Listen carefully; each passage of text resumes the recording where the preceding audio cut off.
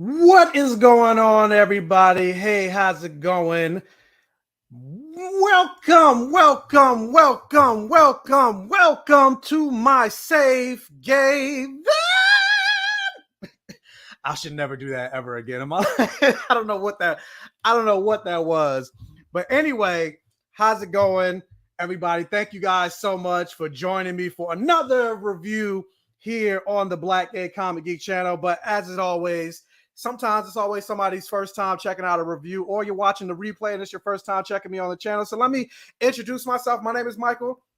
I call myself, hold on, let me get rid of this. Welcome to my safe haven so you can see it on the shirt. I call myself the Black Gay Comic Geek. You can get you a shirt, link in the bio if you want one. Even if you're not a Black Gay Comic Geek, you still support the channel, just like you're not Nike, but you still wear a Nike shirt. But anyway, call myself the Black Gay Comic Geek. I always say the things that I love to talk about on my channel has blood, sex, gore, and magic, or any variation of the four. So I like to talk superheroes, video games, comic books, action movies, horror movies, sci-fi, fantasy. And of course, I like to talk about Black representation and queer representation, or sometimes the lack thereof in sci-fi and fantasy. So that's something that you're interested in. Make sure you subscribe to my channel, become one of my safe Gaveneers, which is what I call my followers. I am now 30 followers away or subscribers away here on YouTube from hitting 7,500 subscribers. So let's hit that milestone. You can follow me on TikTok, Instagram, YouTube, all of that stuff. And so, yeah, hit that subscribe button. But with that said, I'm not here to plug. Well, I am always here to plug, but we're here to really talk about The Last of Us episode 8, titled When We Are in Need. And so we got our resident scientist here returning back to the stream because she decided she wanted to, it was her birthday, and so she couldn't be here because she wanted to all celebrate or whatever. I'm just like, oh, all right, whatever. And then she went to Barbados, living the time of her life. And I'm like, dang, she can't invite me to Barbados. That's homophobic. Like, what's going on? Like, traveling in the islands and all this other stuff. And then she went off to the International Space Station doing some science related stuff. And I'm just like, all right, be a superhero or whatever. So let's bring back to the stream DIY extraordinaire Vanta creates. Hello, hi. That's your intros for me are always so funny. She's off traveling the world. I went to one spot. I was only there for 5 days. Like you left the country though, right? So thank God, first time in that's 2 years. Traveling the world. Meanwhile, I'm here in Jersey where it was snowing and you was on the beach. Yeah, I heard it was snowing. I'm like, oh damn, that's tough. But anyway, introduce yourself to the folks just in case. Let me tell you guys, I am Vanta Creates, your DIY guru. Anything you want to make, hit your girl up. I talk about movies, we talk about comic books, TV shows, and I show you guys how to make the props from your shows. So make sure you tune in, check me out on Instagram, YouTube, TikTok, and Twitter. And with that said, guys, we usually have the resident comic book extraordinaire Ron from You Don't Read Comics on, but he decided he need to save the world, being a firefighter and all that stuff. But I see him in the comments right here. Okay. But so he's still supporting, but shout out to the first responders and all of that, in their service. But I'm waving to everyone. I'm reading the comments. I'm still mad though, because he's like, I gotta work. I can't be here. But all right, whatever. But anyway, guys, thank you guys so much for being here. If you're in the stream, do me a favor, hit the like button. It'll help with the algorithm, getting the video out there, letting people know what it is. But Trice P&M, thank you so much for joining. I'll get to your comment in a second. Ramon Lewis, thanks for being here. And Darren Moore, I see you guys in the chat. If you're in the chat, so yeah, guys, I see some people are having issues with the chat. Like my friend Jessica just texted me, said something about how she can't leave a comment. If you guys are having issues, I guess I don't know how you're gonna tell me if you're having issues with that. But I don't know. Restart the chat or whatever. Like restart your YouTube if you're having issues in the stream. I don't know. But anyway, to just address this, hey everyone. First, let me say, Mike, Sharonda is still trending out in these streets. Yes, she is. talking to my husbands, Jonathan Majors and Michael B. Jordan. She said, "Watch me walk away with these juicy thighs and hands." But this episode was great. Yes, it was giving full waiting to exhale energy, where Loretta Devine was walking away, and the late great Gregory Hines, rest in peace, and she was like, "I hope he's not watching me walk away. He's watching." He's watching. That's exactly what that was. I was jealous because when I met Jonathan Majors, he ain't watched me walk away, but we could dream. We're not gonna live through my trauma. But yes, Ramon, Vanta is a full scientist out here. Ron's a firefighter, and I'm just a person that talks on the internet. That helps. That it keeps the rest of us going. Something to look forward to. They real superheroes. They real superheroes out here in these streets. Sort of. So if The Last of Us happens, we know who to call. Yeah, I'm ready. And especially with this episode, if some shit happens, you got to call Ron because he's in the military, so you need to know. to know. Yeah, but anyway, so let's get into this. How that what? Yeah, I told her, log out and log back in. But so let's get into this episode. Episode 8, When We Need You. Oh, yeah, when we are in need. So Vanta, you've been gone for the last couple episodes. So before we jump fully into this episode, what have you been thinking about these last couple episodes? So my coworker, we're really good friends, actually. Especially episode 7. Oh God, we carpool every morning and talk about The Last of Us almost every single day, and it's this morning we're like, it's just emotional trauma at this point. Every episode, I'm fighting back tears. I'm like, whatever I'm feeling, I would like to turn it off because it's up. It's all the way up. It's like that thing on to like emotional damage. Yeah, my emotional damage is just, we are at like level 2. It's really bad. I love this series.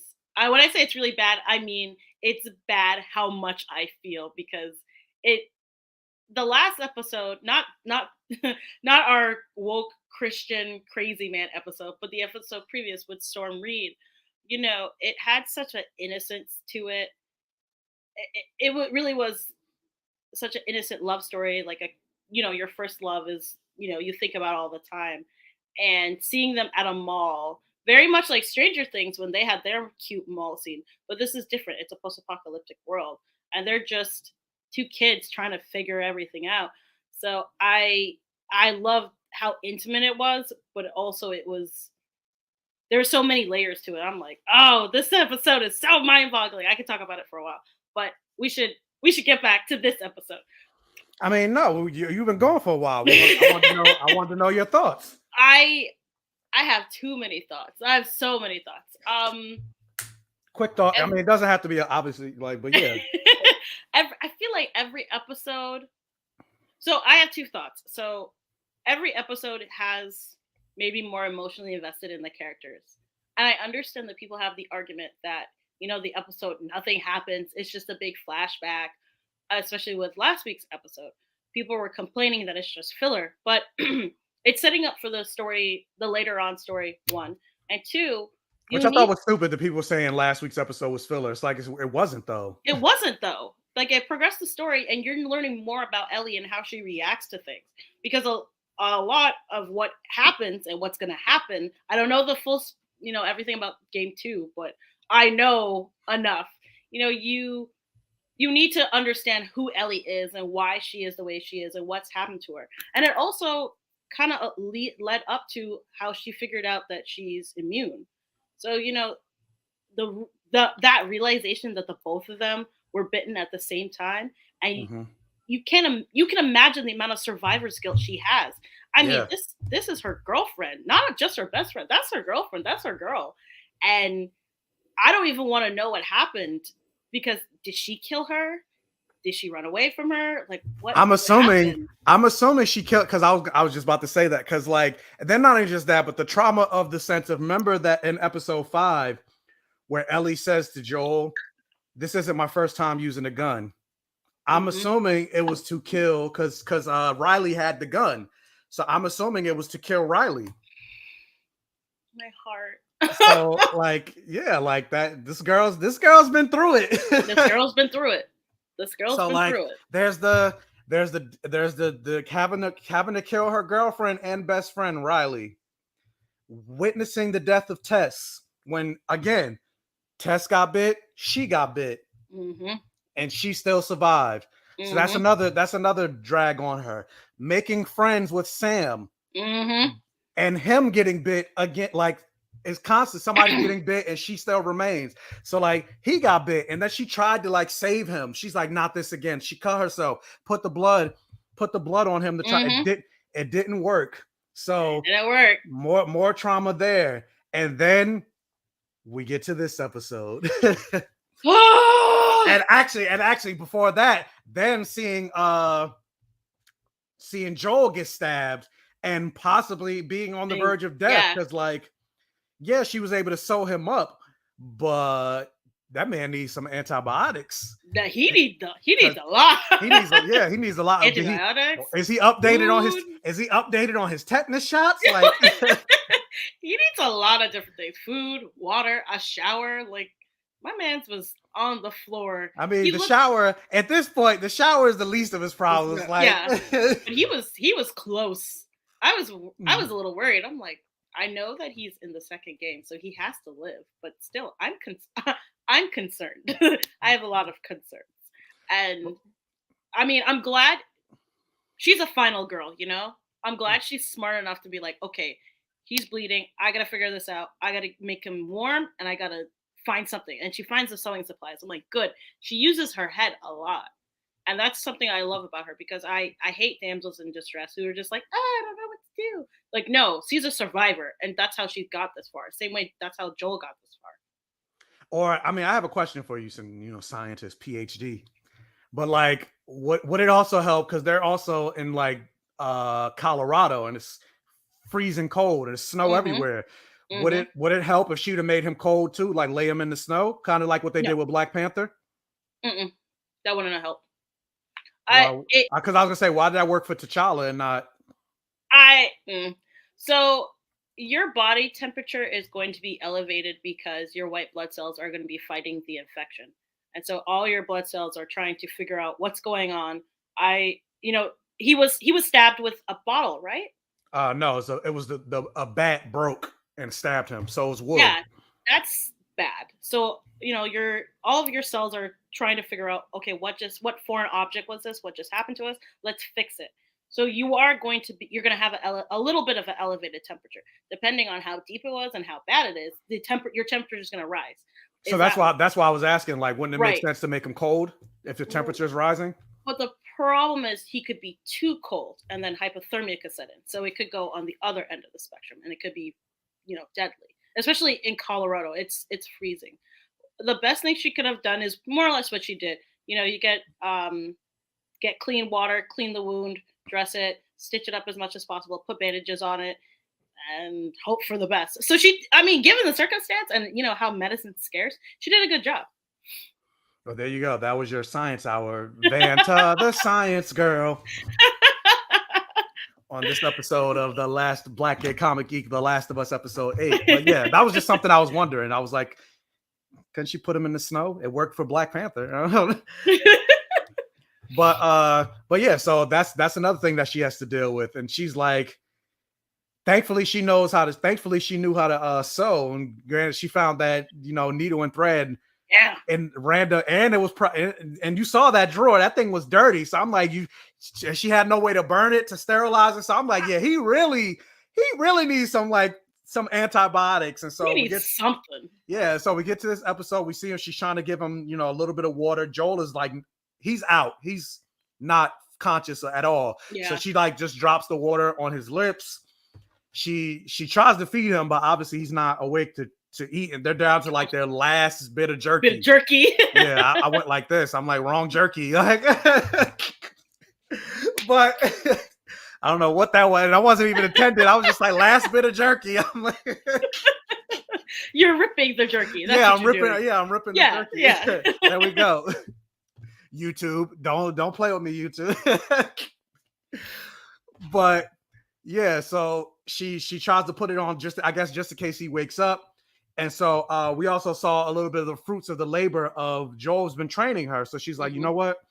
I'm gonna go out and try to find some food or whatever. But then also I was like, but does she know what, like she knows, because they even kind of talked about like she knows how to shoot now, but remember they mentioned she was like, do you know how to dress it?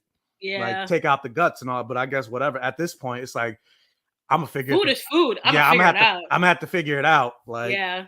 And so full survival mode. So she goes to try to find a rabbit, and I'm like, with this big rifle, I'm like, you gonna shoot the rabbit with that big gun? Like, aren't you gonna Yeah, I'm like, you're not gonna destroy the whole rabbit shooting it with that? Like, in the game, she has a bow and arrow. Right, I did see that. Which is easier, but in this, I guess they gave her a big ass rifle. But then she couldn't get the rabbit because she trips and falls and alerts the rabbit. But then we see the deer. And she got that deer. She got that deer pretty good. That I was really impressed with what she does next. How she, sneaks up on. She lets it. It's dead, and she sneaks up on them.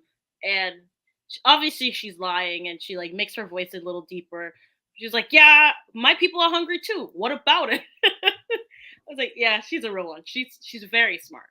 Yeah, she is very smart. The fact and the guy, David, David even says like, dang, I didn't even hear you sneak up on us. Yeah. And so like right then he was impressed. But also now that I think about it, I forgot to mention, jumping back real quick, we saw like the opening of this episode. I forgot all about that. The open where you got to see David in this little Christian cult. Yeah, I was like, call it like you see it. It's a cult.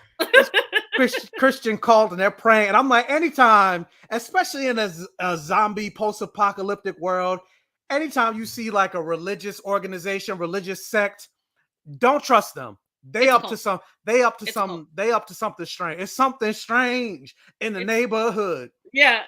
Who you gonna call? Who you gonna call? Ellie to kill their ass. Ellie. But I mean, when he got on screen, I looked at him. I'm like, nope, this ain't it.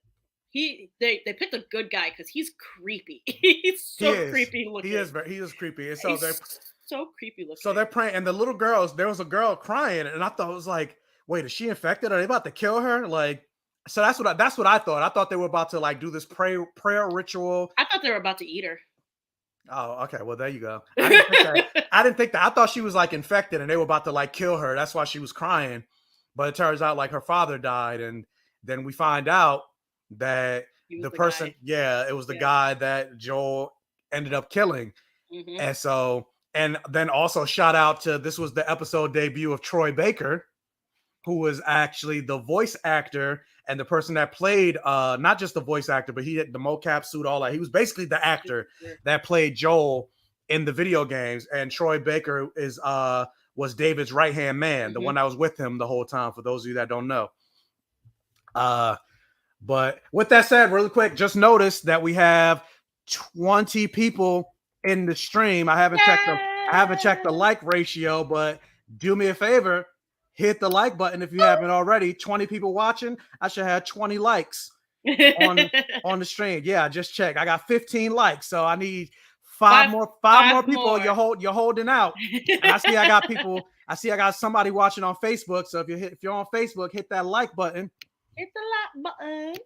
Thank you guys so much for being here. Thank you. But so we see Joel. I mean, not Joel. Joel's unconscious. He's asleep. Joel's knocked out. He's asleep.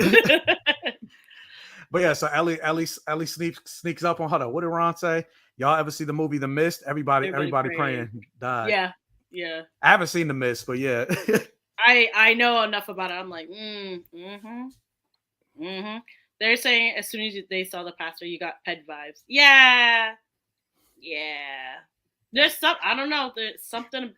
It's the eyes. He got crazy eyes. As soon as the pastor David started talking about it's too cold to dig in the ground, we'll wait till spring. I said that ninja is meatloaf. Exactly what they did. Like Daddy, when they jumping forward a little bit, when we cut back to the town and they gave them that food, and the cook was like, "What is that?" And he was like, it's venison. I was like, nah, that's Daddy Alec or whatever his name is. Yeah, like, that's where they got that new scent of meat because they just said they were starving. And why are you asking what is it? Yeah. Like, how is the meat being presented to you? If you're a cook, you know what meat cuts look like. So, and you're gonna know what venison looks like. So yeah, that was that daddy. That was that. I'm not gonna hold you though. I was like, that look kind of good though. Like that looked like, like the way they cut it up. I'm like, nah, that look like when my mother be buying. Granted, I don't eat red meat anymore, but I'm like, it kind of looked like a little bit like goat curry goat a little bit. Oh my god, not the curry goat. I'm like, all right. I mean, I might have eaten Alec too. Like if the meat was cut like that, you put some seasoning on it, you'll never know. They say everything tastes like chicken. So you'll never know. You'll never know. But so yeah, jumping back to the that moment, like I love it. Oh my god, but you can't. And granted, obviously in real life, we know it wasn't human meat. We know it was like actual food. So like obviously you just mentioned it, but I'm like, yeah, that's like regular. That's like stew beef. In real life, that was venison. In real life, maybe it was venison. Maybe. It looked like beef chunks to me, though. Yeah, it looked like beef chunks to me. So I'm like, yeah, stew that up. Love a good beef stew. I mean, some curry goat. Come on. Like, I love me some curry goat. If you guys haven't had curry goat in real life, you missing out. Go to. I don't know where you're from, but go to your nearest Caribbean restaurant. Ask them for curry goat. Yeah, ask them for some curry goat.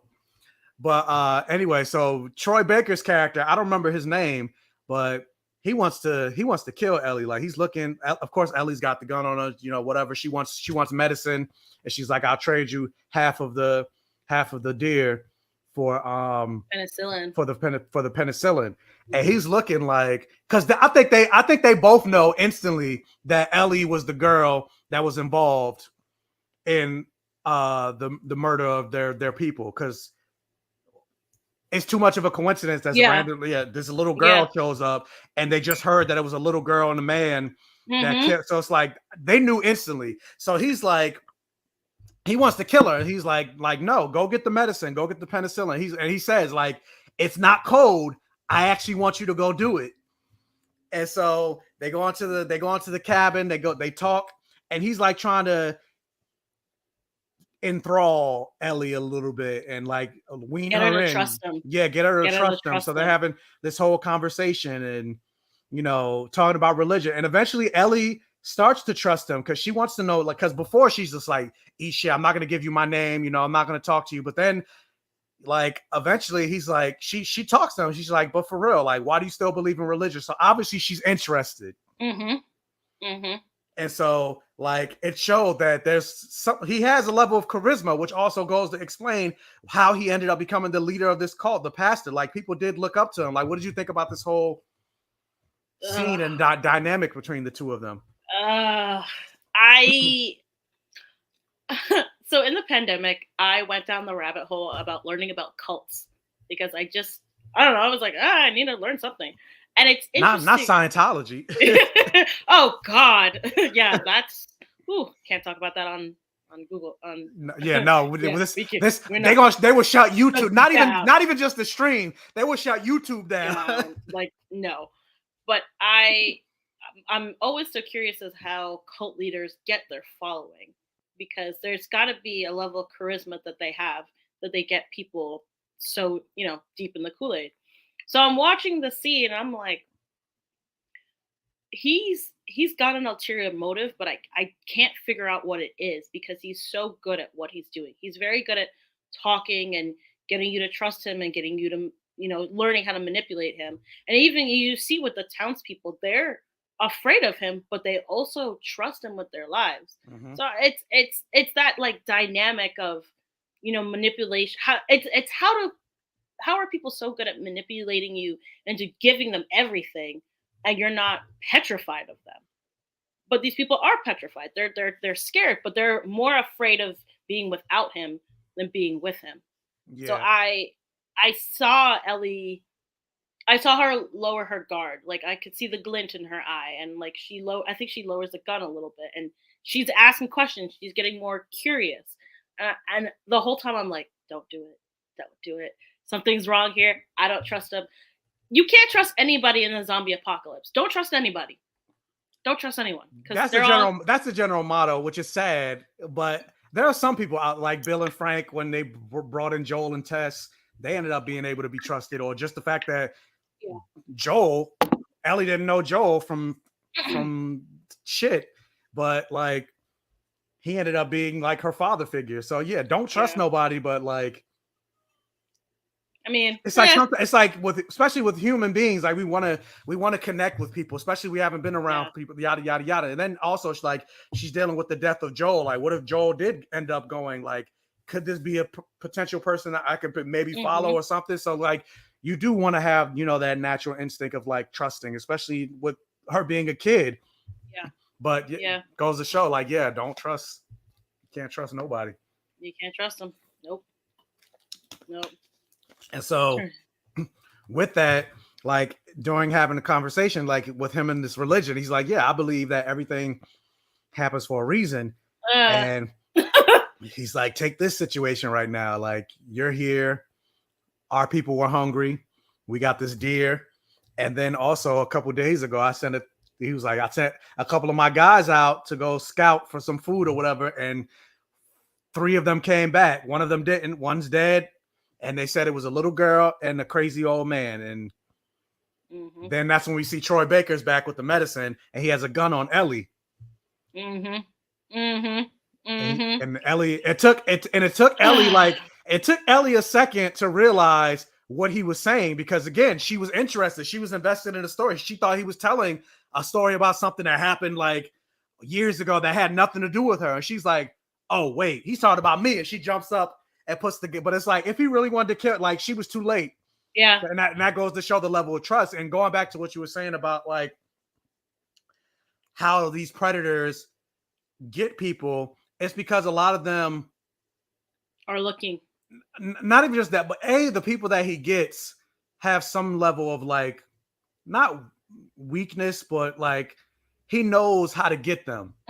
Vulnerability. Yeah, they have a level of vulnerability, and they know how to exploit that vulnerability and then make you believe them and make you trust them and make you think that they're the only way that they can go. Or if you don't go the way that, or do what they say, something worse is going to happen to you or whatever. Like, I think about my own life and my own situation, not to get fully deep, but like, and I've told this story here before on one of my lives, but like I was molested as a kid.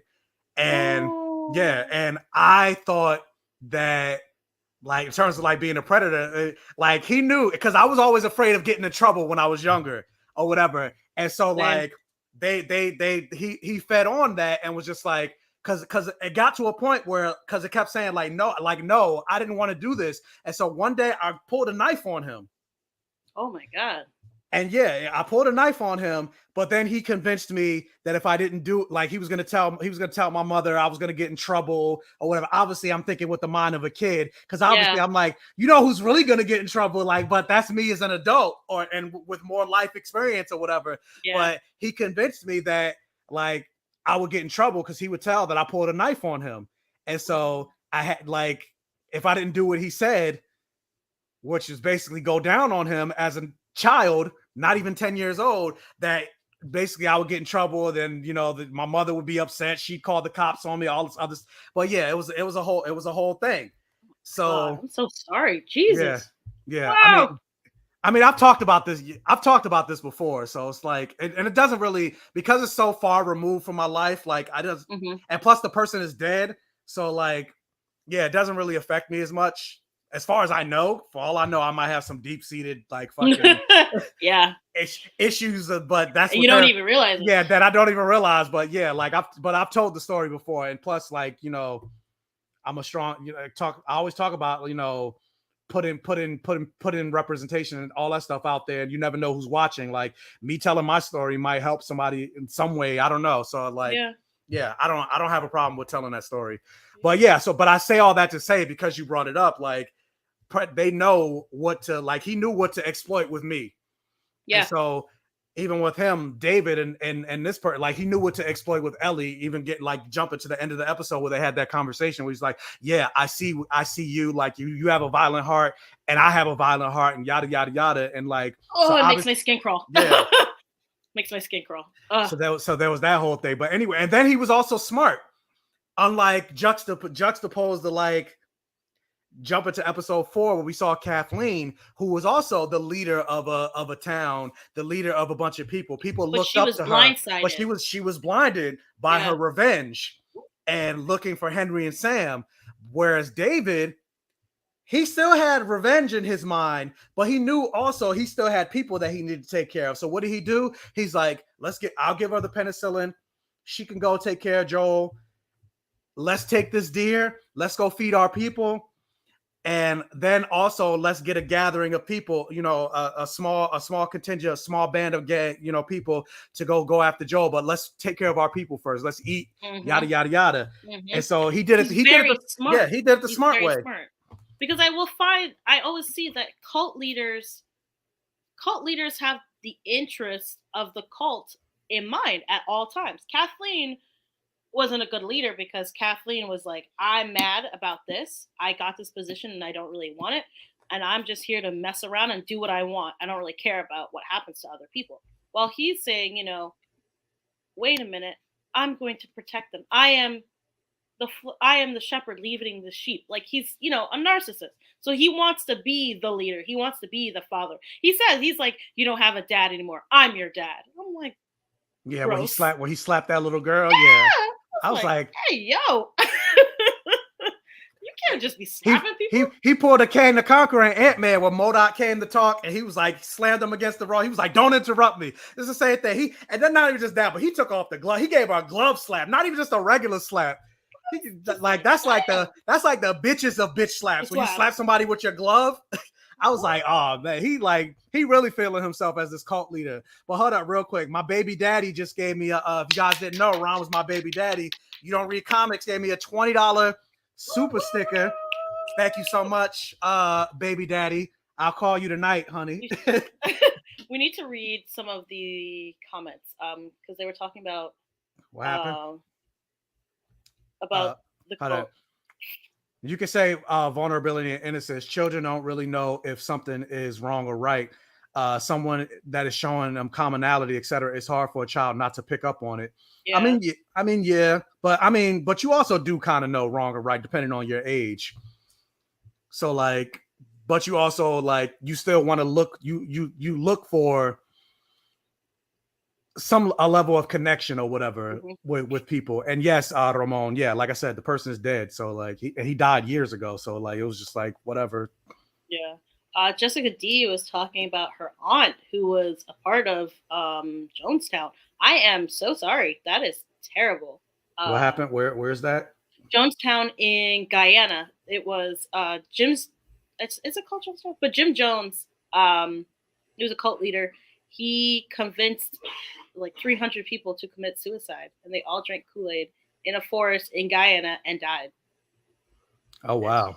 Yeah, cults are crazy. Like, he was this prolific speaker. Let me find out. We need to stop talking about this episode and just have a cult discussion of our trauma. Like, The Last of Us is bringing up trauma. I'm like, what is going on? And that's funny. I never knew that. And Jessica's my best friend. So like, what?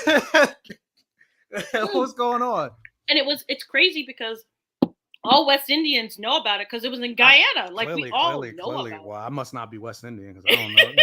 But my dad would make. I was like, what? I'm like, what is Jonestown? I don't know. My dad would make jokes about Jonestown. Like he'd be like, "Don't go sipping the Kool-Aid," and I'm like, "What does that mean?" And I knew that like people died, but I didn't know the scale of it. I didn't realize how many people.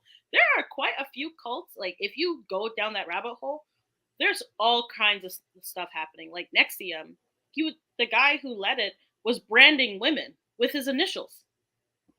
Oh wow. Yeah. So cult culture, be aware. Don't join cults. If you think you're joining one, stay away.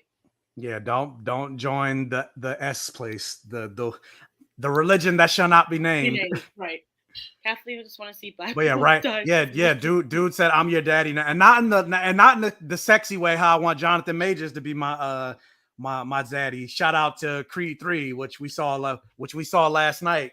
Review for that will be dropping tomorrow. I tried to do it today, but I had mad like people wanted to interview me for their podcast or whatever, like Wired and New Now Next. Famous. Yeah, New Now Next. So I was doing interviews all day, so I wasn't able to record my Creed review, but that'll be dropping tomorrow. But yeah, famous.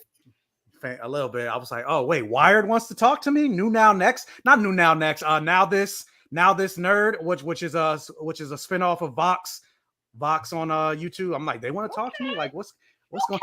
And it's funny. I got stuff going on all this week. The only day I don't have nothing going on is Wednesday. That's my only, because tomorrow I'm seeing Scream. Wednesday, I don't have nothing going on, but then Thursday I have an interview, like another interview or whatever. Like, yeah, it's crazy. The Friday, first day I start my job, and then we do the Mario Party thing. So yeah, it's gonna be a busy week. And then booked and busy. Yeah, and then all the other movies that come out, like Shazam, come out next week. All that stuff. It's gonna be a busy March. It's gonna be a very busy March. Yeah. Yeah. Kathleen wanted black people to die. She's a narcissist. And yeah, religion was created to control people, especially women, and especially to justify slavery. Yep, especially women. But you can see the reactions of the two kids, because I don't remember the little girl's name. She's just crying and like, Papa's dead. I'm sad. And then he, slaps the mess out of her. But with Ellie finds every opportunity she can to mess somebody up, and she takes it. As soon as he touches her hand in between the bars, she's breaking his fingers. Yeah. As soon as she finds the cleaver, she's stabbing. It's Troy Baker, right? Troy Baker, yeah. Yeah, she hits him with the cleaver. She was on it. She's not gonna, she doesn't take anything sitting down, and I love it. And that goes to show like the violent heart that she had. Like, think about when we first saw Ellie. She's always wanted a gun.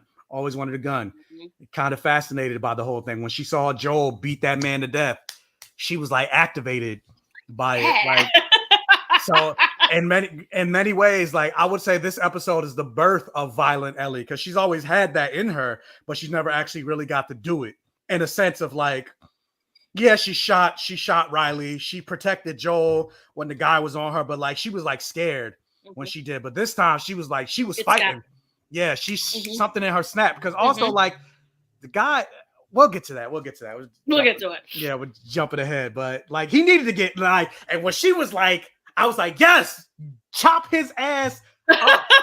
And what's funny though with the gore, like they showed a little bit of it in the game. They didn't show it this time. They just like, I was just like, oh man, show me the gore. Blood, sex, gore, and magic. But I mean, we'll talk about it, because that scene was done really, really well. We'll talk about it. It was. And this is something I do gotta like, because obviously I always say like this show isn't made for the people that played the game. This show was made for the people that haven't played the game, but they still want to make the game people happy. Yes. And so in some ways, because I say that all that to say, because there's some things that I even have to let go while watching this episode, because to me, like it did feel like this episode was a little rushed, only in the sense of like with this community, this moment with Ellie, like, because obviously it's a game, like you get to live in it a little bit more, and there's there's more threats. So like, for example, the moment that they're talking in the cabin, what helps create that level of trust between Ellie and David is they save each other's lives. So like in the moment that they're talking, there's like a whole cavalcade of infected that comes after them to try to kill them. And so, the whole thing about trauma bonding, there's literally trauma of like a whole swarm of infected that are trying to come after them. And so they're both trying to save each other's lives. And there's moments that David compliments her on her shooting. And there's a moment where both infected like gets on Ellie and he shoots it before it can get her. And there's a moment that an infected gets on David and he shoots it before it can get him. So like that whole thing like really builds builds trust in the bond. And it's a fun action sequence. And so that's something that they didn't have in the game. Then just like there's a lot of moments and conversation and action sequences and stuff like that they don't have. Like Ellie's taking out a whole bunch of people in this little cult area that you don't really have. You see, and then there's a moment when Joel wakes up and he goes to try to save Ellie. He's taking out a bunch of people. So it's like you don't have all that. So it's like almost like in a rush type of way where it's like you don't really sell. It's like something that I had to let go and just take it for what it is to enjoy the episode. Because I'm like, dang, we're here. Like the moment when they got to the fight, because in that moment when she's like hiding to try to take out David, I'm like, that's like the boss fight at the end of that part of the game, and I'm just like, man, we here already. I'm like, dang, it's quick. What about this? What about that? But I'm like, fair. I had to remember. I was like, it's not made for me. That's fair. That's a fair assertion, because I'm watching it and I'm like, these people are crazy. I don't trust this. My anxiety was like through the roof the entire episode, because I'm like, Joel's not around. Girl, you gotta like get your shit together. I hope you have a gun. You got an extra knife. What's going on? Like the whole time, I'm just like, I don't like this guy. I don't trust him. Oh, and now she's waking up in a jail cell. Oh my God. Like anxiety through the roof. Through the roof. Yeah, and then not just that, but the chase. Like she was smart to when she went back and she noticed that they were coming too. Like she heard the noise, she saw the birds, the birds flying away. So she was like, what's going on? And she was smart enough to lead them away from Joel, hop on the horse, hop on Shimmer, which I'm just like, dang, they done shot the horse. Yeah, shot the horse. She was smart, going to Joel and be like, this is the knife. If they come for you, you give them hell. You fight. I'm like, damn, the roles are reversed. All right, she's growing up. And then going with that, hold up. What did that comment that Ron said? Talking about the penicillin. Oh, that penicillin comes from a fungus? Well, Ron ain't say that. Oh. That's terrible.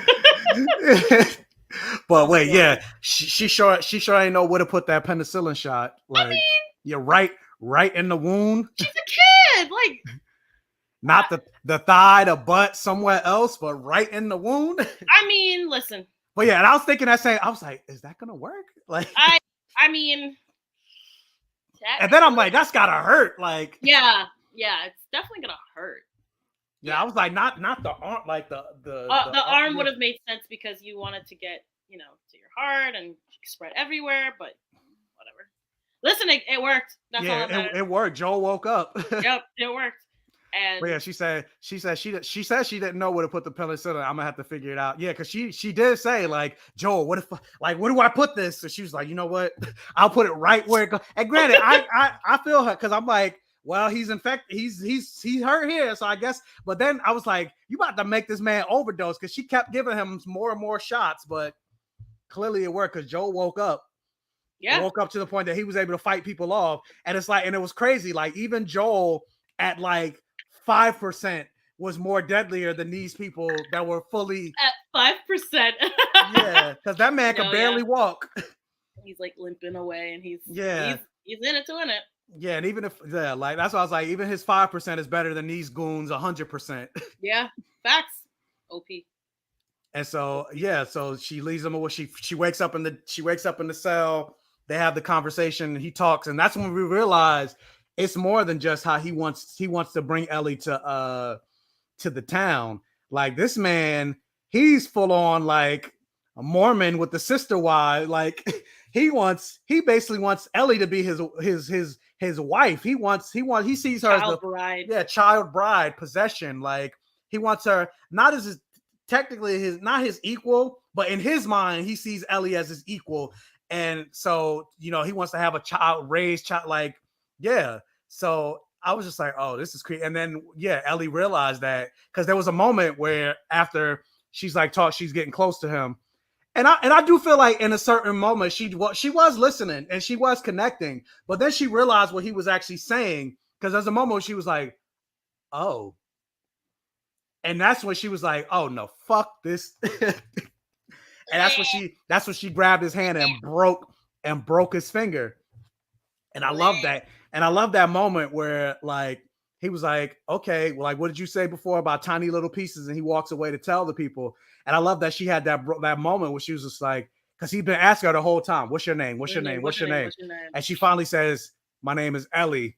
And I want you to tell them Ellie's the one that broke your. I was like, come on, Ellie. Let's go. You're gonna go down. You're gonna go down like a G. I love Let's that. go, Ellie. Yeah. What'd you think of it? That line, the whole thing. The whole thing. Or even I forgot about the moment when she saw the ear. Oh, yeah. When she's sitting there, she's like, "Oh, because you want to tell people that you've been eating them." I'm like, let them know, girl. Let them know. That's why I'm growing to love her as a character more because she owns it. She owns who she is. Guttural scream for Ellie was like, yeah, she owns it, and it's funny because you saw her as Lady Mormont in Game of Thrones, and she's such a badass in the series, and Yes. you're seeing it more. But for someone so young acting this well and giving what she's giving, it's amazing. I don't even know if that line was scripted. It doesn't seem like it was scripted. It just seemed like it was her. It could have been scripted, probably, but it felt I think it real. might have. I think it might have been because I no, because I'm trying to remember if it happened. I know she does something to him, but I don't know if she breaks. I think she scratches him. I don't remember. I don't remember. But I don't remember. Yeah. she's such a G. And her waking up, her trying to figure out, okay, where am I? What the fuck is going on? It's quick. She is so quick on her feet. When most people probably would have started sobbing and freaking out, she is in fight mode. She doesn't. There's no fleeing in her head. It's just survival. And so, what has me questioning that is her mental state. So she's grown up, with these other kids in this post-apocalyptic world. They don't have real love and connections the way we do. So I'm wondering, is something she's not all the way there. She's not making her love receptors. I'm not explaining this well, but she doesn't understand human emotion as well as she should, or as well as most kids would. Most kids in this world have issues, but kids outside, like to us, she seems weird because she didn't have friends. She didn't have a lot. She just had And what not was just her that, but we also, at least to compare it to Riley, because that's the only other Riley. kid that we really know. And then even Sam. Yeah. Yeah. Yeah. That's why I said Riley. To compare, but remember, like Riley also, she grew up with her parents. She knew her parents, Right. but then her parents ended up dying Yeah. for whatever reason. Maybe they got affected or killed by raiders, whatever. And so then that's more than likely where she ended up with Fedra. You have Sam who had Henry. Yeah, who Yeah. had Henry. But Ellie, She she doesn't doesn't, have him. yeah, she doesn't know her parents. She grew up in Fedra with people not really caring about her. So I think that's part of why she may have be stunted emotionally. Mm-hmm. That's a good way to put it. Being stunted emotionally, but I wonder, is that why we see such a violent reaction at the end? Because she doesn't have those. She doesn't really have empathy. She gets it for the most part, but I think some of her empathy is lacking, especially hacking this man to bits. Given he should be hacked to I was gonna bits. say, I don't think this man deserves any empathy. Oh no! Like No. he tried to grape her. Yeah, great. Yes. I mean, great. got it. Yeah, I can't say the other word, but he was trying to eat grapes. He was trying. Oh my goodness, that scene also. I think that was my favorite scene. And then it was even creepier when he was like, "You should already know, Ellie. I like it when they try to fight." And I'm just like, "Oh, come on, this guy." I'm telling you, my anxiety was through the roof. Watching her navigate, it was like a diner, right? Where she's navigating. It was like Tommy's Steakhouse or whatever. Right. And I know that's a scene in the game because it played like a scene in the game. You gotta sneak past. Yeah, it's like that. Yeah, he's the boss. He's the boss fight. Right. And that scene stood out so much to me because you see the flames, you see him. He's really like the personification of the devil, which is twisted because he's supposed to be Christian like. And you see her thinking, you see her snap, and then the last 5 minutes where she's going ham, the flames are engulfed and she's just hacking away. It's so good, it's uncomfortable because I'm like, damn, this scene's taken a long time. Like I don't want to see this anymore. But it's to give you that reaction because that's the world they're in. Yeah, and not just that, but it's also the fire igniting in Ellie. Yeah. In terms of the violence. But this is also a kind of interesting point. I said last episode and this episode, so they just walking about. I haven't seen one infected person, and that's the interesting thing. Like for the most part, they haven't, compared to the game, there hasn't really been that many infected that we've seen on this show. It's mostly been people. Mm-hmm. Like even compared to like something like The Walking Dead, you still saw a lot of infected in The Walking Dead, but with this show, I don't know if it's a criticism because I'm still enjoying the show a lot, despite not really seeing clickers and bloaters and all that stuff. So So I think some people, from what I've discussed with other people, people don't necessarily like that. no, It's actually, not. I just noticed the next comment. Yeah, My only nitpick is I would love to see more infected on the show overall. So I'm okay. To be perfectly honest, I'm not a big zombie person. I like this series because they're fungal zombies, so it's a little more interesting. But I and could deal with that. the threat is in the background, kind of. Yeah, but I don't. The bigger threat are the Threat. people. Yeah, yeah, that's the thing. The real threat is people. It's not necessarily the infected because Which so is far, true. Which is true. I mean, granted, it's a cliche thing for these zombie shows, but it's true. Even in real life, like yeah, yeah, it's true. You can't trust your own neighbors. Like people stealing packages off neighbors' houses or whatever. Like we shooting each other up, poisoning corporations are poisoning lakes and rivers and ocean. It's like, but we all drink water. Like, what are you doing? Like, so yeah, like people as a collective, humans are trash. That's one thing I always connected to the Matrix. That speech that Agent Smith gave, where he was like, humans are a virus. yeah. Like, and I was like, it's sad. Well, you really think about it, it's true. It's true. Like, look at what we're doing to our planet. It's like, true. It's completely true. And as a collective, obviously, not like an individual. Like, no, as a collective, we have ruined this planet. We have. Okay. But have either of you read Uncultured, a memoir by Daniela Metzinyala? I don't know. She was in a cult. No, I haven't. I've never heard of it. Have you? I haven't, but I'm gonna look it up now because you know me, I love reading about cults. But no, I guess this is the correct way. Christine Mestaniak Young. I guess just put it. Yeah, I guess just put Uncultured. The book. Mestaniak Young. Okay, cool. A memoir. All right, I will definitely look it up. It'll be on my to read list. I need a new book for March, so that's perfect. But yeah, she was definitely in her, or he was definitely in his child bride phase. But yeah, so yeah, we see Joel. He wakes up, takes out the two people, or not even kills them, but he was smart enough not to kill them. And then also like the one guy, because he also knew like that's what makes Joel smart. He got the one guy in the neck because he's like, I'm not strong enough to fight. I got one shot at this. Mm-hmm. So get the guy in the neck and watch him bleed out, and then just having him watch the guy like leave the light leave his eyes. I'm just like, dang. Yeah, when he had them tied up, I was like, yo, that's a dad. He was like, where is she? Let me know. And he's like, you're right. Don't trust me. He went Batman where Batman was like, how do you know that name? Where's Rachel? Where did you get that name? Martha. Yeah, he went ham. Yeah, the fact that even still, like, this man's about to pass out. All you gotta do is poke him once in the stomach and he's done. But yeah, he was still able to tie these people up, drag them in the house, because obviously he fought them outside. First of all, I'm like, where doesn't it get the rope from? Yo, Joel is MacGyver, man. He be figuring it out. Yeah, I was like, he got the rope for both of them. I'm like, I'm like, all right, whatever. I'll let it go. But the fact that he was able to tie both of them up, obviously lift them up and put them in the house one by one.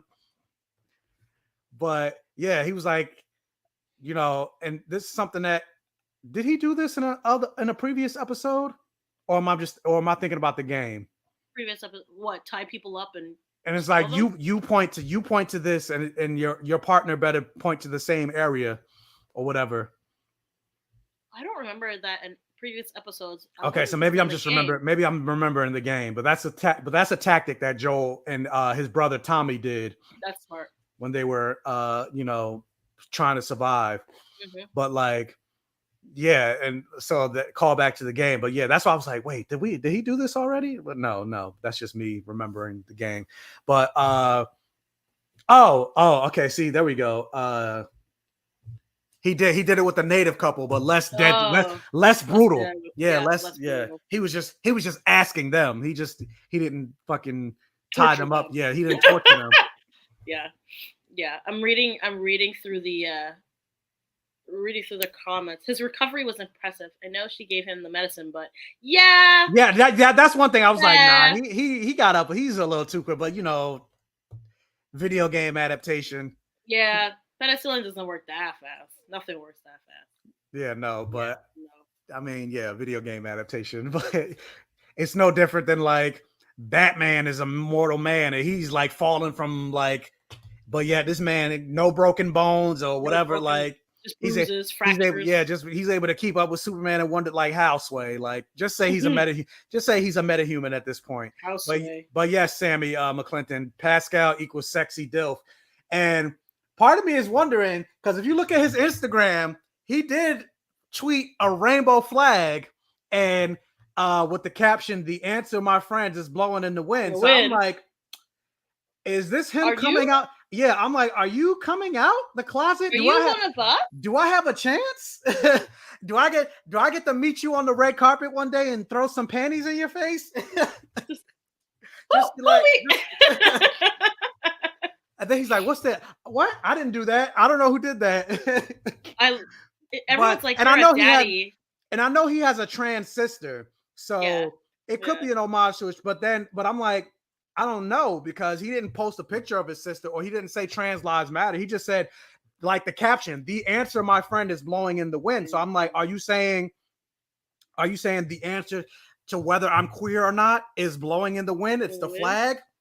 So I was like, so yeah, it could be an homage to his trans sister, or it could be, him saying that I have a trans sister, but I also,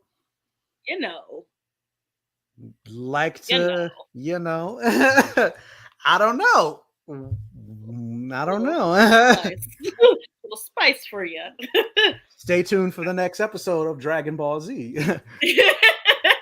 I'm glad he's doing such dragging great work. Pedro's balls. But you trying to get this video monetized?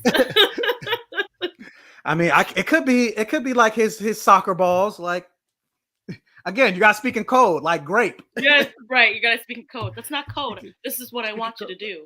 Yeah.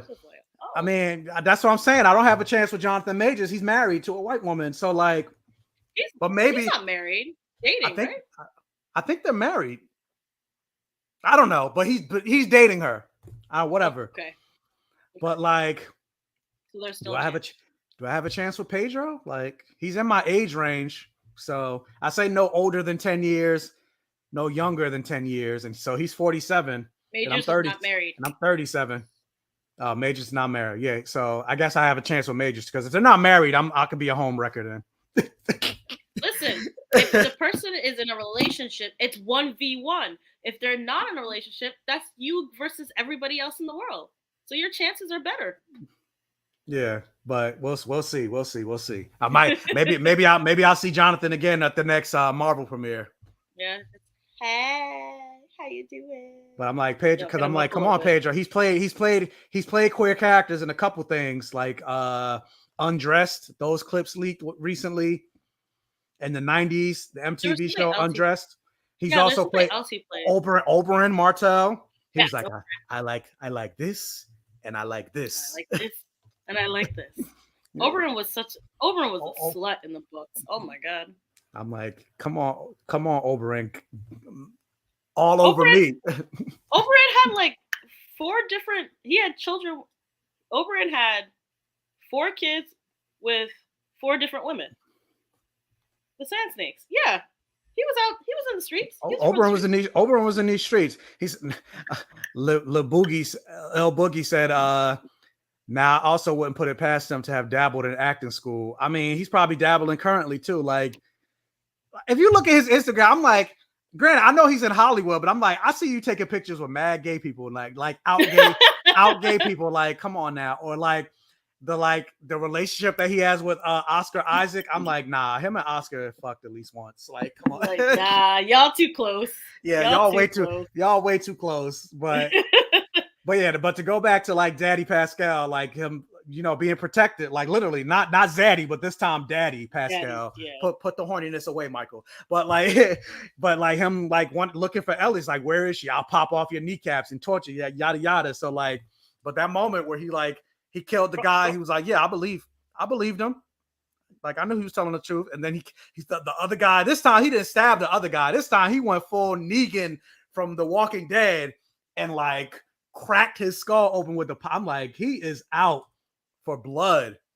This man is. That's his kid. That's his kid. This man is vicious. You can't snatch up somebody's kid and then expect them to what? Just sit there? That's his kid. What you doing? But yeah, see, he is pretty gay for Oscar. That's why I'm like, see, I knew I wasn't the only one that noticed that. No, I saw it. I peeped. Nah, you don't mess with the dad and dads and their girl children. Different. Well, different. no, I'm a daddy's girl. I'm talking about this comment. Yeah. Him being pretty gay for Oscar Isaac. Okay, I agree, but I meant, when it comes to Joel and Ellie, like that's his kid now. He's gonna do everything to protect her, and she just spent how many of her days taking care of him. So their bond has definitely grown a lot. Agreed. Like they're full daughter-father relationship at this point, even to the point that at the end, jumping forward, when he rescues her, he calls her baby girl. Yeah, that's what he called his daughter in episode 1. Mm-hmm. So like, we're in a full transition at this point. Like that is his daughter, and she's his dad.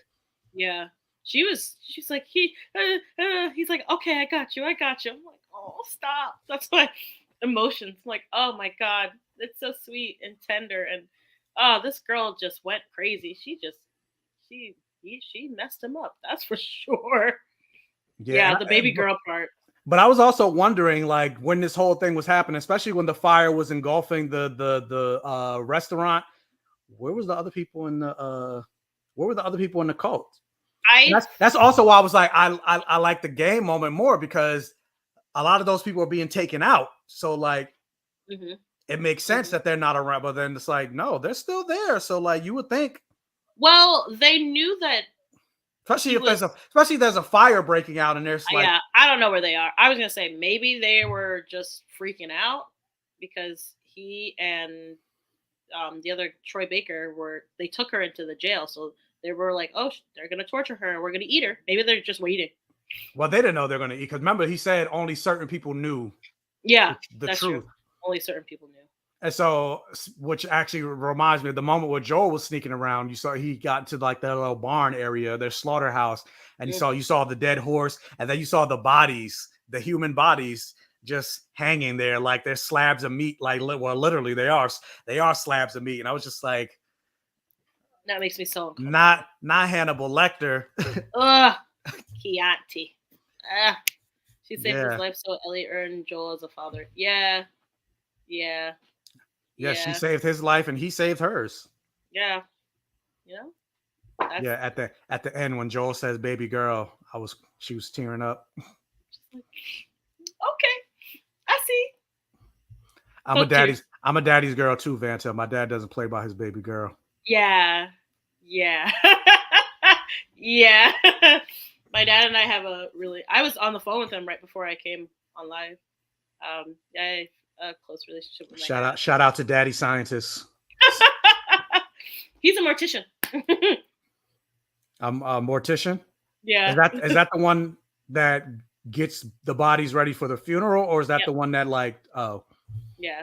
I was gonna say, or is that the one that tells you cause of death? Oh no, that is what I wanted to do when I went to school. So he's a mortician. I'm also a mortician. So we have a family funeral home. See, look at that. Scientist, mortician. Next, you're going to tell me you're training under Neil deGrasse Tyson as an astrophysicist. That's a dream. I just need him to be like, hey, you're pretty smart. And I think I'd be okay. Just give me one compliment. Well, Neil deGrasse Tyson, I'm sure you're watching this stream. He's not. But hit up Vanta Creates and Please. let her know that she's smart. Or if anybody in the chat, because I don't know who knows anybody. Like, there could be people in here with connections. First of all, if you got like Netflix, Disney, whatever, hire us. But then also, if you know Neil deGrasse Tyson, hit him up. Yeah, hit him up. Let him know. Yeah, tell him that Vanta needs to be validated. What is this? Did anyone see black people with the cult? I only saw one guy at the college, but didn't notice any in the town at the diner. I didn't know that. No, I didn't see any black people in this. I don't think This was like Mormon church, like nothing Colorado. But Colorado. Like, I didn't see no black people in the background for this, which I'm like, I don't want us involved. Yeah, I don't there's want to. certain things I'm like, you know what? That's okay. Yeah, certain times where I'm like, granted, I always say, representation matters, but like in some instances, I'm like, nah, I don't want to see. Stay away, black people. I don't want us Some there. instances, I'm like, you know what? Y'all have this. Y'all can have it. I'm good. Speaking of, talk about black people in the background. If you haven't seen, and I didn't want to do a trailer reaction for this because every time I do trailer reactions, I keep getting flagged for music, so that's why I don't really do them a lot. But like, if you guys haven't seen the trailer for the movie The Blackening, Watch it. definitely watch the trailer for that. Like, I'm excited to see that movie. The title, I'm not a big fan. I wish they called it the tagline. The tagline is "We all can't die first." That's hilarious. But that should have been the title of the movie. But it's a black like horror comedy that's coming out in June. Lionsgate. Check out the trailer for that. We all can't die first. Yeah, just watch the first trailer. Don't watch any other trailer because trailers be telling you too much. But this trailer was pretty good. It didn't really give away. It just basically told you the general premise. But watch the trailer for that movie. I'm excited to check that out. I'm trying to see if I can get a because I don't have a Lionsgate Connect. So I'm gonna try to see if I can get a Lionsgate Connect to be able to get on the screen, get a screener and all that other stuff. But I'm definitely gonna be reviewing it. So talking about black people involved, check out The Blackening. But the black folks got 8 first. I mean, I wouldn't be surprised. I can't laugh at that. Yeah, I can't. But I mean, I am. But I am. Yeah, I wouldn't be surprised. They definitely got 8 first, and it was only like 3 of them. Colorado? Yeah. No, in this cult, not even because I mean, there's a decent amount of black people in Colorado. We everywhere except for like North Dakota. Well, fair. But like, yeah, they only had a couple: LaQuisha, Tyrone, and Abdul, and it was the 3 of them. They all got eaten. I'm screaming at the names and Abdul. Yeah, she's giving you another compliment. She's validating you because Neil deGrasse Tyson couldn't validate you. He's not here. Thanks. But another Vanta, you are like a Swiss Army knife of awesomeness. Humanity, black people on STEM. She's a real life Shuri. Yeah, she's a real life Shuri. She's gonna be building an Iron Man Ironheart suit pretty soon. Yeah, big suit. Yeah. So yeah, I wanted to say again, shout out to Troy Baker who did his thing in this episode. He did great. And I think next week's episode is going to be Ashley Johnson, who is the voice of Ellie. I'm not sure who she's playing or what she's playing, but I did see like a photo of her for next week's episode. I don't remember if I saw the preview for next week's episode. I did. I saw the preview for next week's episode, and it was like a very small clip. It was just like, we came all this way, we're gonna do it, or something like that, or whatever. Yeah. Okay. So yeah, I did see it. Yeah. Okay. But yeah, so I think we talked. Yeah, the episode ended with the hug, baby girl, yada yada, and then I think that was. Yeah, I think we touched on everything. Yeah, them limping away into the distance. And it's funny because I have next week. They sent me episodes 8 and 9, but I haven't watched 9 yet. But I'm gonna watch it after because I had a lot of shit going on. Yeah, too much. Cool that they send you ahead of time too, so you can review it. Yeah, too much. Get through what you want to say. Yeah, too much. So I'm gonna watch episode 9 after this, and then I need to read some women stuff. Women stuff. Yeah, and for people like, what are you talking about? Because for this month for National Women's Month on my mostly Instagram and TikTok, but every so often, if the video is under a minute, I'll try to post it on YouTube for shorts. But for this month, I'm trying to read and recommend women-centric stories for Women's History Month, and I don't have anything for tomorrow, so I'm like, I need to find something to read. Do you want? I mean, I have stuff. I just haven't. Yeah, I just haven't read it. Yeah. So I need to find something short enough in my stash to be able to read by tomorrow. What's after? So this month is Women's History Month. What's April? Is there anything in April? I have no idea. I feel like there's April, May, and then June is Pride. I'm like, well, what happens in between? Yeah, she don't like the way I said it. It's not because no, it's not because I have to do it. It's just because I'm like, oh, I don't have anything for tomorrow, so I'm like, oh, I need to read. But yes, Bella is 19. Yeah. But she looks like she's 19. She looks like she's 2. First of all, Ron, I do read. It just takes me a while to read. It takes me a while because, like, yeah. But yeah. Reading is great. Everybody should read. Like, read. Yeah, like it'll take me like I'll buy a book and then I won't read it for 5 years. But then in that time I'll buy more and more shit. Like I bought like 3 books recently. Like I bought all 3 which actually funny enough, Ron, I bought it because you talked about it and because it's female centric. And so I'm talking about female centric shit. So like I bought Rat Queens. So that I'm gonna definitely read that so I can talk about it. Good. But yeah, like normally, like, yeah, it just takes me a while to read stuff because I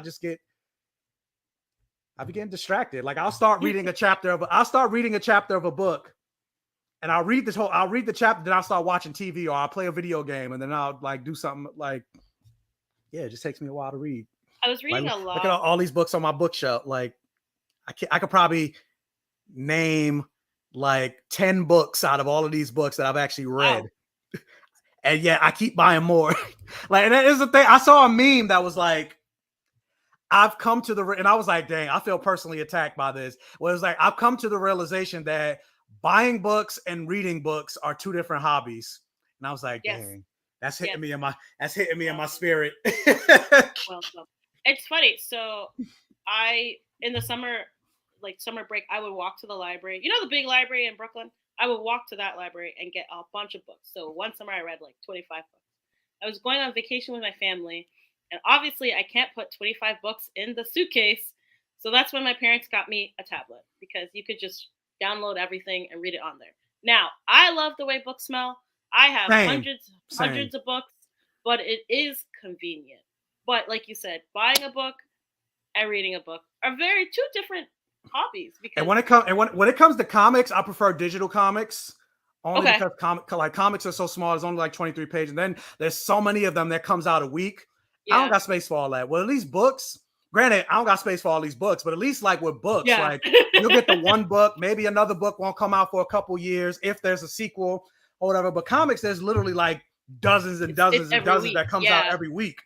Yeah. So like I prefer, and then also with it being like illustrated and things, like at least you got like the backlight of your phone or your camera, you could like turn up the illumination, or you could like zoom into certain panels, whatever that you can't really do if you have the physical copy. So I prefer digital comics, but books I prefer the physical book. Like I want to be able to just like, even though these are graphic novels, but I just want to be able to smell, you know, what shout out. I did talk about this book, Artie and the Wolf Moon, queer Black werewolf. Check it out if you haven't seen my books or my video. Written by a Black woman. Actually, I saw written by a Black woman on LinkedIn, and I was like, oh, I'll buy it. And her name is Elizabeth Leba, and it's called I'm Not Yelling. It's about being a Black woman in the workplace in corporate America.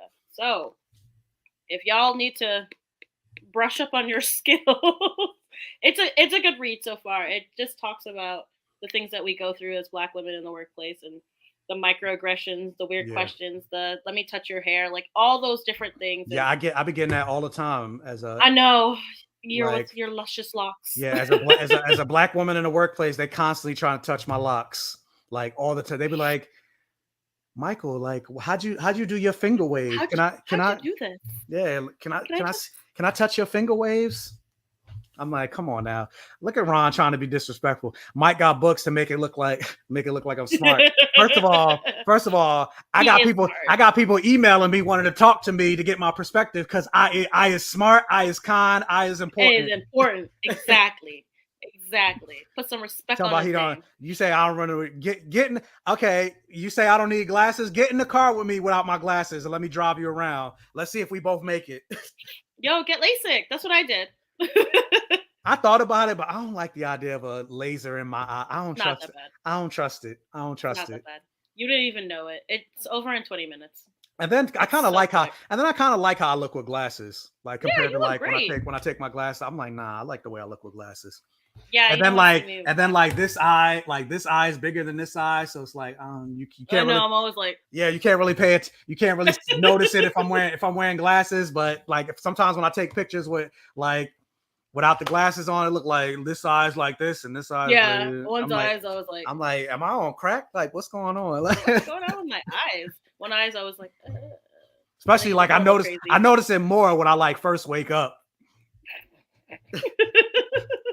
I'm just like, what is going on? So yeah, Jessica, I love how you look with your glasses, Michael. Aww. Well, we ain't dating, so it don't matter. Like, I keep trying to tell her, like, because we both single, and I said, Jessica, by the time we reach 35, and if we both single, we need to just get married at this point and have kids together. But she keep playing me. And we both at the 35-year-old mark. I was about to say, I'm like, are you? I didn't realize you were younger than 35. I thought you. Who's younger than 30? No, I'm turning 38 in September. Oh Jesus! Wow, black don't crack. I'm an old hoe, Ron. I'm gonna ban you from this live. And he said I was spicy the other day. Yeah, but yeah, I'm turning, and it's funny because I mentioned this, but like I was about to yell. I was about to yell at my mother a couple weeks ago because she was like, because I almost forgot I was turning 38. I thought I was turning 37 this year, but because my mother was like, "Yeah, you turning 38 this year." I looked at her like, "What?" And then I thought about it. I was like, "Oh shit, I am turning 38."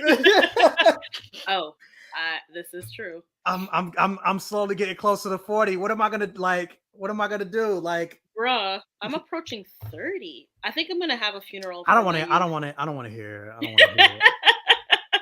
I'm approaching 30. I don't want to hear that. I just said I'm about to turn 40. You talking about? 40. Oh, I'm turning 30. But 40 is like you're established. You know what you want in life. You got everything going. For established where? I just said I'm about to have my first day at a job that I haven't worked in 6 months. My first day working again is on Friday. Where I'm established. You're new. You know what you're doing. You love talking to people. Why can't you pick on Vanta? That's sexist. That's not equal. Equal opportunity. I can pick on you. You can't pick on me, Vanta. I could do what I want. I tell him that because he likes it. He likes it when I'm a little spicy. I mean, Ron's a hoe anyway, so it don't really. Wow. I'll remind you, Vanta, you're turning 30. Yeah, I am. In fact, turning 30 next year. I just turned 29. Yeah, she just turned. Like, it's not like she turned 30 this year. She just turned 29 like 2 weeks ago. Yeah, literally 2 weeks ago. It is. I told myself I would spend the last year of my youth losing my mind. So, just kidding. 30 is when you come into your power, self-assurance, and don't believe in the hype around 40, please. Oh. I mean, 40. I mean, that's when I'm gonna start having to get Viagra pills in my 40s. I'm gonna have to start getting colonoscopies, prostate exams, all that stuff. Like, yeah, I'm about to be in my midlife crisis in my 40s. I was gonna say that's 50. Nah, 50 is if I live to be 100. Most people don't live. Most people don't live to be 100, especially like black men. Black men, the average is like 75. So like really, your midlife is like your 40s. Really like me turning 38. That's technically my midlife. But not for me. Not for me though. I'm making it to 150. You're gonna live forever. Yeah, because I'm about to be 40. Like things get different. Things are different when you at least that's what I'm told. That's what I'm told. Right now, all you gotta do is say I'm cute, give me a compliment, and already it's like a rising of the tide. But anyway, at least, like if I find you attractive and you just give me a compliment, it's just like, I hate. Sometimes I hate it. I be hating it sometimes at how I be getting how easily things be happening. But anyway, that's all I'm gonna say. How easily things be happening. But yeah. Please, that's the end of this video. That's the end of the stream. Please monetize this video. Oh my god. See that again, talking in code. I didn't say what. But if you know, you know. If you know, you know. Even just kissing scenes. Like if I see two queer people kissing on TV, it'd be like, ooh, especially if they're cute. Like ooh. I'd be like, stop it. It's fake. It's not real. Go away. It's not real. Oh man, in Creed, and they're all oiled up. I was like, whew. Oh yeah, definitely. It didn't happen in Creed because they wasn't making out. But yeah, I was definitely like, yeah, definitely go see Creed. Definitely go see Creed 3 just for the fact that they oiled up, shirtless. What I'm just like, you see the boot, you see it bouncing like. Woo, their muscles, they're so big. But anyway, that's the end of The Last of Us. That's the end of The Last of Us. Episode 8. I'm trying to figure out a date because I haven't reviewed Mandalorian yet. Figure out when I want Vanta to come back. We're not gonna do it live. We're gonna do pre-recorded, right. But to review The Last of Us, we'll figure it out. But I mean, not The Last of Us. Episode 1. Might as well do episodes 1 and 2 because episode 2 comes out soon. Yeah. So yeah, we might as well just combine episodes. Oh yeah, so we could do. Are you? I'm about to put you on the spot right here on live stream, right on 4K or rather 1080p because StreamYard doesn't do 4K unfortunately. But like Yikes. 1080p. What are you doing on Wednesday? We could talk. Nothing. We could talk episodes 1. I think Mandalorian does come out on Wednesday, so we could do 1 and 2 on Wednesday. Okay, then I will have to. Again. It's not. Remember, it's not live, so it's pre-recorded, so it doesn't have to be like you don't have to get your. Perfect. Yeah. I don't have to get. I will always get cute. Well, I mean, you still got to get. Well, I mean, never mind. You still got to get cute or whatever, because you still on video, right? It's just you don't have to worry about comment. Like, yeah, it's just gonna be pre-recorded. So nice. So yeah, Mandalorian. Yeah, Mandalorian will pre-record that, and then I'll release it. So yeah, but anyway, guys. Well, actually, no. Before I do that, what did you think about this episode overall? Like, what is it? Is it one of your favorites? Or like, did you cry? Not my favorite. I didn't cry, but I did enjoy it. I've enjoyed almost all episodes for different reasons. The previous episode I enjoyed because these episodes, Ron, these episodes are short. Yeah, I like the previous episode because. Hold on, sorry to interrupt you. Ron, okay. I'll accept the thank you basket for this interview with Rodney that you got. But congratulations, on your interview with Rodney Barnes. Yeah, comic book legend Rodney Barnes actually reviewed one of his books, Blackula. I did a little partnership with him. Got paid to talk about his comic book Blackula, which do I have it in front of me right now? Since I'm talking about it real quick, guys. Lucky I got pants on during this stream. But hold on, let me see. No, I don't have it in front of me. But yeah, definitely check out Blackula. Rodney Barnes just came out with this sanctioned by MGM, so it is canon to the movies. First, watch the movies. I think they're on Amazon Prime. Okay. So watch Blackula. It was the first black horror movie, first black vampire, and now he came out with the comic book series to continue the story. So read comics, even though I know hashtag you don't read comics. Throw that in there. Now I know it's on Prime. I'll add to my list. That's dope. I've had 3 runs during this live. Dang. Oh damn. It's getting he busy out there.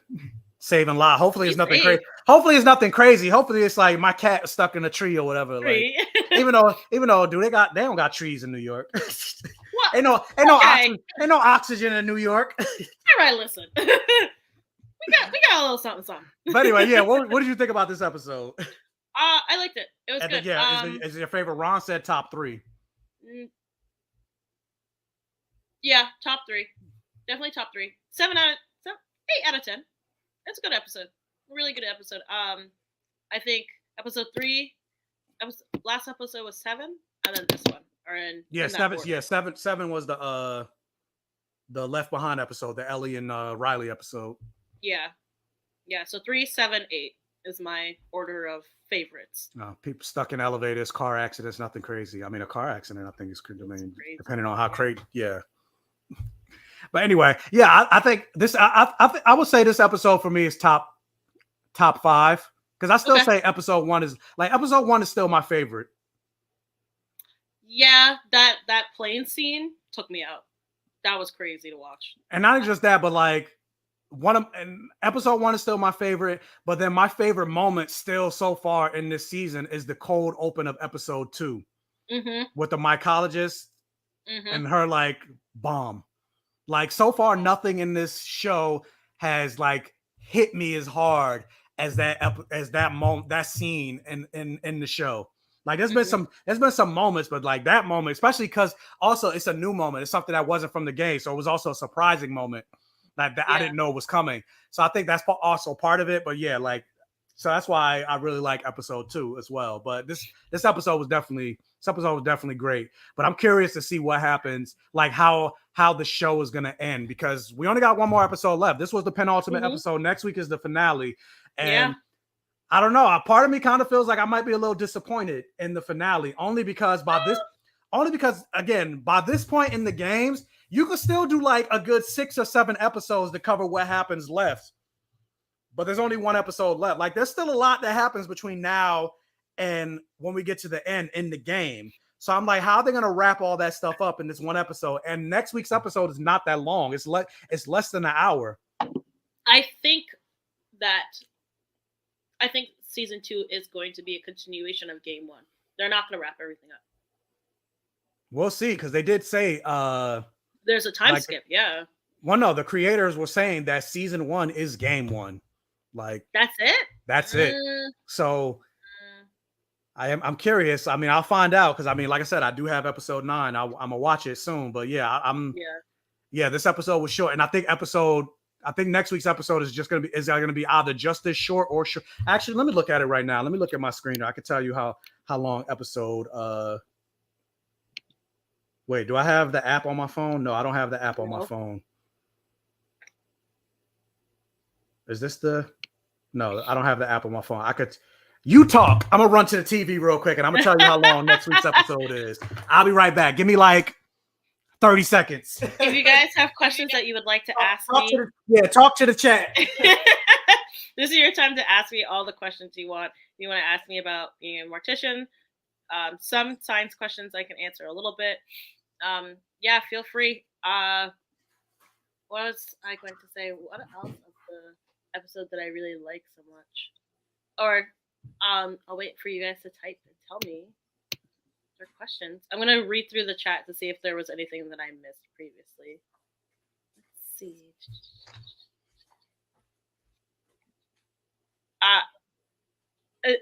I'm reading the comments, and I forgot that we were talking about Viagra. Hey. I can hear you. I took my headphones out so I can still hear what's going on. Oh my goodness. You DIY costumes. What are we seeing in your next design? So I'm actually very excited, and I posted a reel today. So for the next few weeks, I'm going to be focusing mainly on the Disney princesses. I haven't watched the movies in God knows how long, so I'm going to start giving you guys some fun facts, some history about animation and Disney, as well as making some props and iconic outfits from the movies. So today I went to the thrift store and I'm making up an outfit. So stay tuned for the rest of the week, because I will be posting how to make Snow White's outfit from about $20 worth of clothes.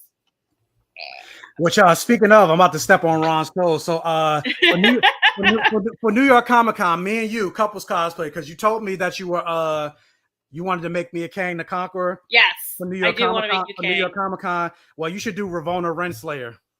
Oh. Because you know they're you're onto something. You're onto something. Couples cosplay. Oh, thank you. Prop game crazy. Thank you. Next couples cosplay. That's a great question. No, ignore him. I already got you. You already had your shot. It's my turn now. Damn. What is your top design that you're most proud of? Most proud of is Ahsoka, because I almost threw it out. New York Comic Con was starting that Thursday. The Tuesday morning, I looked at it and I hated it. And I'm like, I don't want this anymore. And then the Tuesday night, I was like, okay, I'm going to fix it. And I was just glad. I was proud of myself for sticking through it instead of giving up. It's funny. Her Ahsoka cosplay is actually the first time we met. But I didn't realize she was dressed as Ahsoka. I was dressed as Mace Windu. Yes. And I didn't realize it was her. And she didn't realize it was me until I posted the photo on Instagram. She was like, wait, that was you? And I was like, wait, that was you? that day, because I went up to so many people, I'm like, "Hey, what's up?"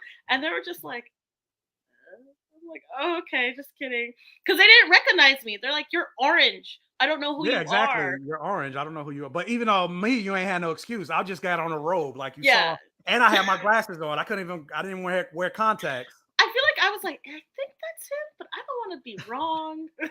That's usually I'm good with people's faces. So if you guys see me, just to be like, "Oh, it's this. I'm this person." Say your Instagram handle because I'll remember that. But I'm very bad with names, like terrible with names. I But know anyway, faces. to answer the question about next week's episode is even Yes, shorter tell us than it's only 44 how long. minutes. It's only 44 What? minutes. So I'm just like, oh, that doesn't sound good. That does not sound good. No, That sounds very short.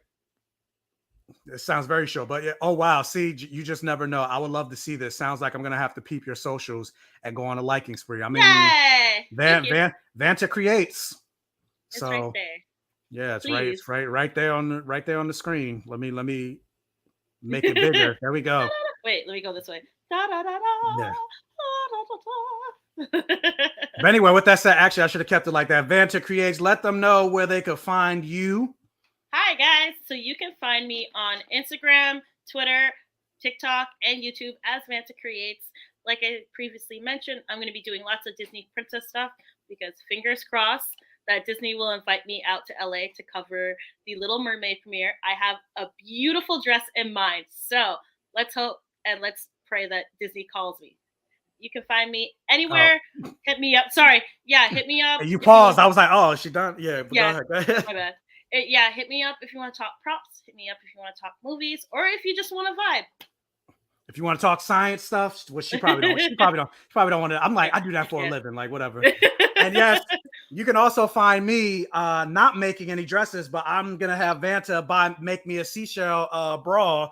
So I Yes, can go to fabulous. The Little Mermaid red carpet premiere in my seashell bra as Ariel.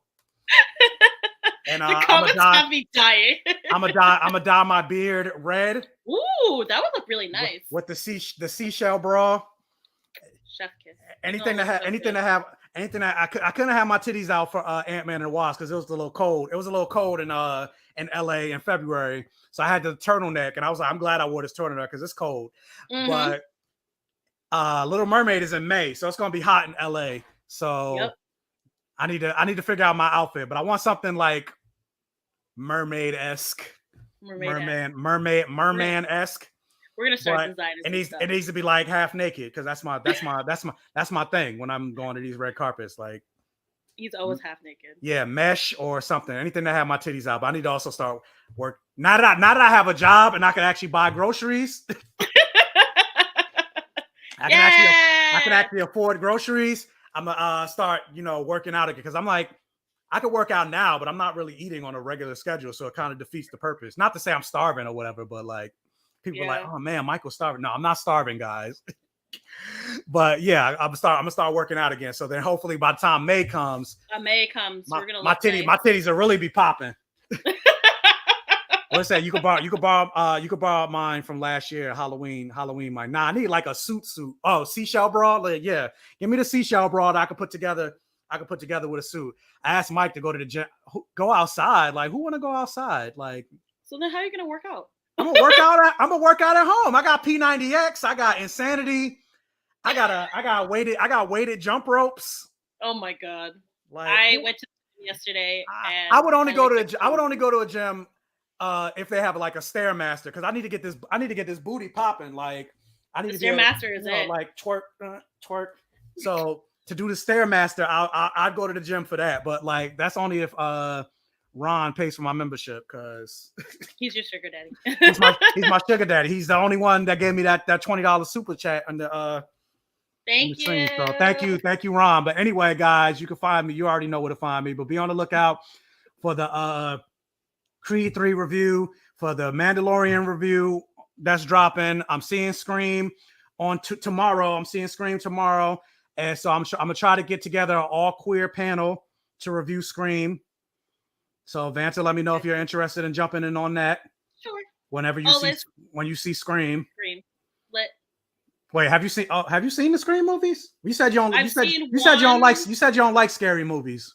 No. That's Frankie. Oh, that's that is I funny. love. I thought you said me too. No. I love scary movies. Actually, I like trained myself to watch them when I was young. So now I'm like, yeah, give me blood. I want that. I want that voice thing. Hey, hello, Sydney. Scream is actually it was my favorite scary movie growing up. Oh yeah, no, yeah. You were talking to Al about that. Yeah. What's his name? The voice of Shaggy. I had a crush on him. I was like, yeah, you know what? Not Shaggy. I'll see it. Yeah, Shaggy and not Stu. What's his name? Is it Billy Loomis? Billy Loomis. Billy Loomis. Yeah. I was like, yo, listen, he can get it. I had a crush on Billy Loomis. I was like, I mean, serial killer or not, just you could kill other people, just don't kill me. But let's at least get it in at least one time, like. And this is why people like cult leaders and serial killers. Yeah, exactly, right? Like, but yeah, so be on the lookout. So yeah, we definitely now that we had that conversation, we definitely gonna have Vanta on this all queer screen panel that I'm trying to get. I will make sure. That I'm trying to get together. But so yeah, be on the lookout for that, and yeah, a bunch of other shit that's coming out because this month we got Shazam coming out. We got every episode of The Mandalorian, the last episode of The Last of Us for next week. We got Dungeons and Dragons. So there's a lot of stuff coming out. Yep. And then next month is Mario. So also, if you're in the New York area, send me a DM because Vanta and I are doing a Mario Day thing in New York. And if you want to participate and show up and support us, come pull up. We'd love to have you. So send me a DM if you're in the New York area this Friday at 6 p.m. and you're available. Mario Day. But yeah, with that said, hit the bell notification button so you're alerted whenever I post a new video, whenever I post the alert that I'm going live. Tell your friends, families, neighbors about the channel because again, 40 more people to hit 7,500 subscribers. So do that. Otherwise, you're anti-black and anti-gay. Let's share the channel and hit the like button. What she say? Y'all know I don't live there. I want to go. I mean, that's why I said in the New York area. Like, and then also they told me that they are giving away. They got the the plant that comes up from the pipes. They got the piranha plant, but they got them in slippers, like slipper form. Well, I love those. They said they were gonna try to get. I was like, oh, I want that. Like, it's like a giveaway. I'm like, I don't care who I got a bum rush. I'm like, push people out the way. I might have to push you out the way because I'm like, I want those piranha slippers. And they're also giving away a Switch, but I'm like, I already got a Switch. But yeah, if you want to come try to win some Mario swag and all that, come support us for Mario Day. I might show up as Princess Peach. I'm not showing up as Princess Peach. Which actually, now that I think about it, I'm like, I need to get a Mario shirt. Yeah, you do. Between you got 2 days, bro. Yeah, between now and Friday, I need to get a Mario shirt. I'm gonna be Princess Daisy, which is my main. And Daisy's cool. You know, Daisy got hands. So I might try to see if I can find a Yoshi onesie. Yeah, that would be perfect. So my partner and I, we're gonna be Princess Daisy and Luigi. I'm making her vacation outfit this week, so stay tuned for that. If you are interested in coming, hit one of us up because there's gonna be giveaways. They're showing the new trailer because the movie is just about to drop, and there will be some props from the movies. So it's a perfect time for a photo op. Make sure you guys hit us up so you can come. Yes. And speaking of coming, thank you guys for coming to the stream. I wasn't gonna be mad. Look. I was like,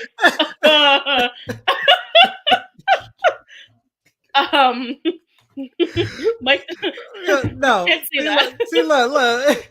Thank you guys for coming to the stream. I appreciate. Thank you, everyone. I appreciate you all. If you watch the whole stream or whatever, I appreciate it. Even if you could only come for a little bit, regardless, I appreciate it. If you're watching on the replay, thank you so much. Hit the like button, comment on the video, like, share, comment, interact on this video for the all gay rhythm, and support your boy. Get some Black Gay Comic Geek merch. Get the shirt. Get that merch. Or if you don't want to get it on the shirt, you can get it on the mug. You can get it on the canvas. You can get it on the pillow. You can get Blood, Sex, Gore, and Magic, because I know obviously if you're watching my channel, you also enjoy Blood, Sex, Gore, and Magic. Get you a Blood, Sex, Gore, and Magic shirt. You can get a Welcome to My Safe Haven shirt. Don't get a tattoo because we're gonna fight. Because I'm like, that's my trademark. But you can get it. You can get Welcome to My Self Haven. What is that? You get Welcome to My Safe Haven. I also got a shirt called For the All Gay Rhythm, and then also Decolonize Your Fantasy. Got a bunch of shirts. So, or again, if you don't want a shirt, get it as a mug or whatever. But support your boy. Support indie Black business, small Black business. And with that, we out. Peace.